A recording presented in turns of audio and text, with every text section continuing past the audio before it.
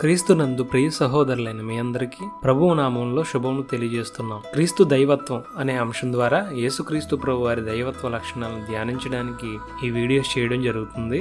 మనం ప్రభువును గూర్చి లోతైన సంగతులు నేర్చుకోవాలి అనే ఆసక్తి కలిగిన వారు దయచేసి ఈ వీడియోలను శ్రద్ధగా ఫాలో అవ్వాలని కోరుకుంటున్నాను. క్రీస్తు దైవత్వాన్ని గురించి 3 ప్రాముఖ్యమైన వచనాలలో ఇప్పుడు 2వ వచనం గురించి మనం ధ్యానించబోతున్నాం. మొదటి వచనంగా యోహాను సువార్త 1వ అధ్యాయాన్ని స్టడీ చేసాం. చూడని వారు ఎవరైనా ఉంటే దయచేసి ఆ మొదటి వీడియో చూసి తర్వాత ఈ వీడియో చూస్తే మంచిదని నా సలహా. ఎనివే, ఇక స్టడీలోనికి వెళ్తే క్రీస్తు దైవత్వాన్ని స్పష్టంగా నిరూపిస్తున్న వచనాల్లో 2వది హెబ్రీ పత్రిక 1వ అధ్యాయం. ఈ పత్రిక చాలా అద్భుతమైనది.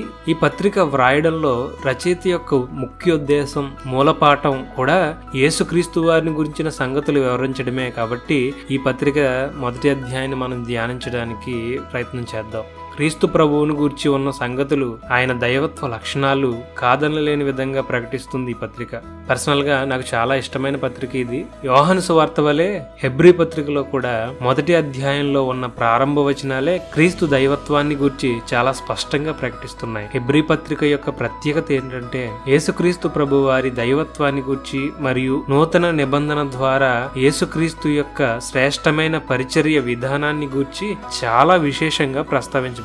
ముఖ్యంగా దేవుడైన యేసుక్రీస్తు ప్రభువారు తాను చేసిన సృష్టి పైన కలిగి ఉన్న ఆధిపత్యాన్ని, తన సంఘమైన మన కొరకు నిర్వహిస్తున్న సేవకత్వాన్ని చూపించిన పత్రికల్లో హెబ్రీ పత్రికది ప్రత్యేక స్థానం అని చెప్పాలి. ఇక స్టడీలోనికి వెళ్లే ముందు మనం గమనించాల్సిన ముఖ్యమైన సంగతి ఏంటంటే దేవుడు తనను గురించిన సంగతులు మనకు ప్రత్యక్షపరుస్తారు అన్న విషయంతో ఈ పత్రిక ప్రారంభమవుతుంది. దీనినే ద రెవల్యూషన్ ఆఫ్ గాడ్ అని అంటారు.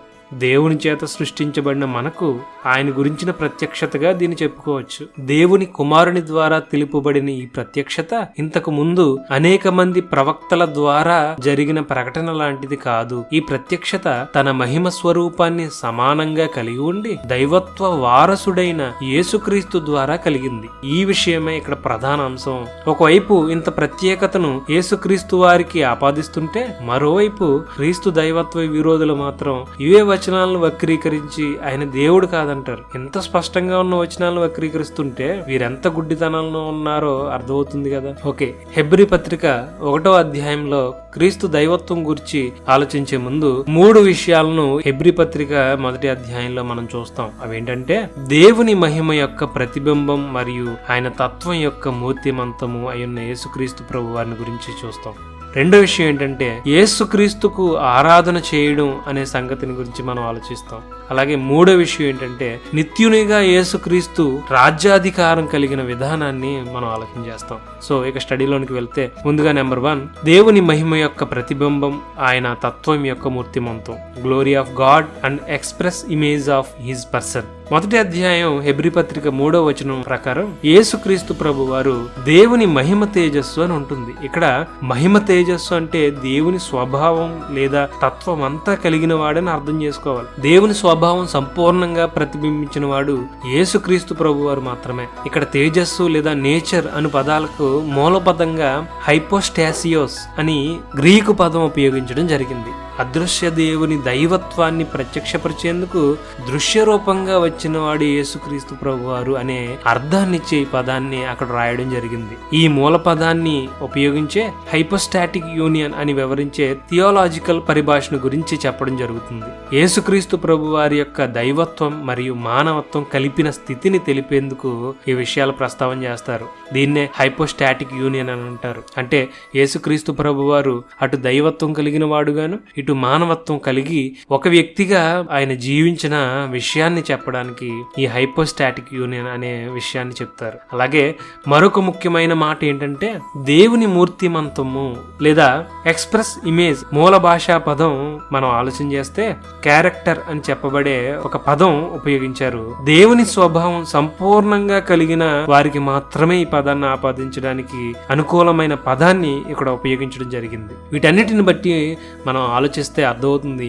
యేసుక్రీస్తు ప్రభు వారు దేవుని తత్వాన్ని, ఆయన లక్షణాలను బయలుపరిచేందుకు వచ్చిన దైవ స్వరూపిగా ఆయన చెప్పడానికి ఇక్కడ అవకాశం ఉంది. అందుకే యేసుక్రీస్తు ప్రభు వారు ఒకే సమయంలో దేవునిగాను మరియు మానవుడిగాను ఉండి దేవునికి నరులకు మధ్యవర్తి అయిన రక్షకునిగా ఉన్నారు. ఇది ఆయన మాత్రమే చేసిన అద్వితీయ కార్యం అని చెప్పడానికి ఏమాత్రం సందేహం లేదు. వీటిని బట్టి మనకు అర్థమవుతుంది, యేసుక్రీస్తు ప్రభు వారి యొక్క లక్షణాలు, ఆయన తత్వం ఇదంతా కూడా దేవునితో సమానంగా మనకు బయలుపరచడానికి ఆయనను దేవుడిగా చూడవలసిన అవసరం ఖచ్చితంగా ఉంది. Next number 2, worshipping Jesus. యేసుక్రీస్తుకు ఆరాధన చేయుట. యేసుక్రీస్తు ప్రభు చెప్పారు, ఆరాధన అనేది దేవునికి మాత్రమే చేయాలని. మత్తయి సువార్త 4వ అధ్యాయం 10వ వచనం మనం గమనిస్తే, ప్రభువును అపవాది శోధిస్తున్న సమయంలో ఆయన చెప్పిన సమాధానం ఒకసారి గమనించండి. ప్రభువైన నీ దేవునికి మొక్కి ఆయనను మాత్రము సేవింపవలను లేదా ఆరాధింపవలను అని ధర్మశాస్త్రంలో ఉన్న ఆజ్ఞను యేసుక్రీస్తు ప్రభు వారు చెప్పడం జరుగుతుంది. ఈ విషయాలు మనం నిర్గమకాండం 20వ అధ్యాయం 4 నుంచి 6 వచనాలు చూసినా, ద్వితీయోపదేశకాండం 6వ అధ్యాయం 13వ వచనం చూసినా మనకు అర్థమవుతుంది. ఇది ఎలా ఉంటే, మరోవైపు యేసుక్రీస్తు ప్రభు వారు అనేక సందర్భాల్లో దేవునిగా ఆరాధించబడడం కూడా మనం గమనిస్తాం. ఇక్కడ మీకు చూపిస్తున్న ఆ రెఫరెన్స్లన్నీ కూడా ఒకసారి పరిశీలన చేయండి. అందులో ఒక ప్రాముఖ్యమైన సందర్భం ప్రకటన గ్రంథం 5వ అధ్యాయంలో మనకు కనిపిస్తుంది. దేవునితో సమానుడిగా యేసుక్రీస్తు ప్రభు వారు కూడా ఆరాధించబడ్డాన్ని మనం అక్కడ చూడవచ్చు. ఈ ప్రకటన గ్రంథం 5వ అధ్యాయంలో సమస్త సృష్టికి, అనగా పరలోకంలో ఉన్న దూతలన్నిటికీ, భూమిపైన ఉన్న జీవులన్నిటికీ, జలములలో సంచరించు చరములన్నిటికీ తెలుసు యేసుక్రీస్తు ప్రభువారు దేవుడని. ఇంత స్పష్టంగా యేసుక్రీస్తు ప్రభువారు తండ్రితో సమానమైన వాడుగా ఆరాధించబడ్డాన్ని మనం గమనిస్తున్నప్పుడు మనకు అర్థమవుతుంది, ఆయన దేవునితో సమానమైన వాడని ఇక్కడ మనం అర్థం చేసుకోవచ్చు. అంటే సృష్టికి తెలుసు తమ సృష్టికర్త ఎవరో, అలాగే సృష్టికి తెలుసు తాను సృష్టికర్త కాదని. అందుకే పేతురు లాంటి మానవులు తాము ఆరాధనకు పాత్రులు కాదని జాగ్రత్త పడేవారు. యేసుక్రీస్తు ప్రభువు దేవుడు కాబట్టే కాదనకుండా ఆరాధన స్వీకరించారు.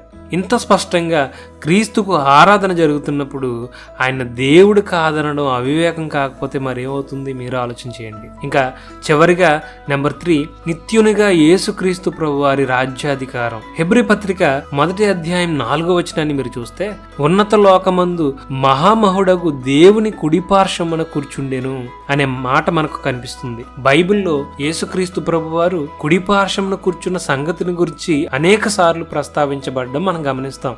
ఇది యేసుక్రీస్తు ప్రభు దేవునితో సమానముగా కలిగి ఉన్న అధికారమును, శక్తిని సూచించేదిగా వ్రాయబడిన సంగతిని మనం గమనించాలి. ప్రాచీన సాహిత్యంలో కూడా ఈ విధంగా రాజు యొక్క కుడివైపును కూర్చున్నట్టును ఆ వ్యక్తి యొక్క అధికారమును తెలియజేయడానికి ఉపయోగించే సందర్భాలు చరిత్రలో చాలా ఉన్నాయి. మరణాన్ని జయించిన యేసుక్రీస్తు ప్రభు వారు ఆ అధికారాన్ని గురించి చాలా స్పష్టంగా ప్రకటించిన విషయాన్ని మత్తయి సువార్త 28వ అధ్యాయం 18వ వచనంలో చూస్తాం. తర్వాత పరలోకానికి ఆరోహణమై ఆయన అధిరోహించిన దేవుని సింహాసనం గురించి మార్కు సువార్త 16వ అధ్యాయం 19వ వచనంలో చూడవచ్చు. స్టెఫను తాను ప్రభువును గురించి ఇచ్చిన విశ్వాసపు సాక్ష్యం నిమిత్తం హత్సాక్షి అయిన చివరి క్షణాలలో చూసిన మహిమ దర్శనం కూడా యేసుక్రీస్తు ప్రభు వారు దేవునితో సమానుడిగా ఉన్న స్థితినే అని మనం గమనించాలి. ఈ విధంగా యేసుక్రీస్తు ప్రభు వారు దేవుని తత్వాన్ని, లక్షణాలను కలిగిన వాడే, దేవుని మహిమ సింహాసనాసీనుడై సమస్త జీవుల చేత